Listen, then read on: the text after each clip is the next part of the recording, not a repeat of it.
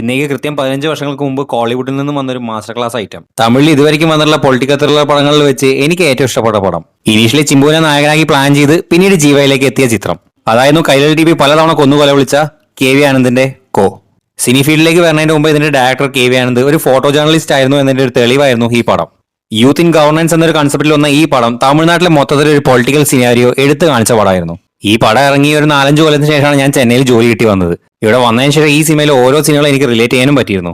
താലിച്ചെയിൻ തൊട്ടും അതുപോലെ കർപ്പൂരത്തിന്റെ മേലെയും കുലദൈവത്തിന്റെ മേലെയും സത്യടിച്ച് ഇന്ന് ഇവിടെ ആൾക്കാർ വോട്ട് പിടിക്കുന്നുണ്ട്. അത്യാവശ്യം നല്ല ട്വിസ്റ്റുകളുള്ള ഈ പടത്തിന്റെ ക്ലൈമാക്സ് ആണ് എനിക്ക് ഏറ്റവും ഇഷ്ടപ്പെട്ടത്.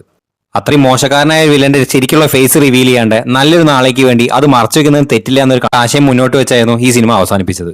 തമിഴ്നാട്ടിലെ ഓൾമോസ്റ്റ് എല്ലാ രാഷ്ട്രീയ നേതാക്കളെയും കളിയാക്കിയ ഈ പടത്തിന്റെ ഡിസ്ട്രിബ്യൂട്ടർ അത് റെഡ് ജൈന്റ് മൂവീസ് ആയിരുന്നു. അതിന്റെ ഉടമ ഇന്നത്തെ തമിഴ്നാട് ഡെപ്യൂട്ടി CM ആയ ഉദയനിധി. ഈ സിനിമ നിങ്ങൾ കണ്ടിട്ടുണ്ടോ എന്ന് ഞാൻ ചോദിക്കുന്നില്ല. ഈ സിനിമയെക്കുറിച്ച് നിങ്ങളുടെ അഭിപ്രായം എന്താണെന്ന് താഴെ വന്ന് കമന്റ് ചെയ്യുക. അതുപോലെ ഈ നാട് ഭരിക്കേണ്ടത് ചെറുപ്പക്കാരാണോ അതോ വയസ്സായവരാണോ അതും താഴെ വന്ന് കമന്റ് ചെയ്യുക.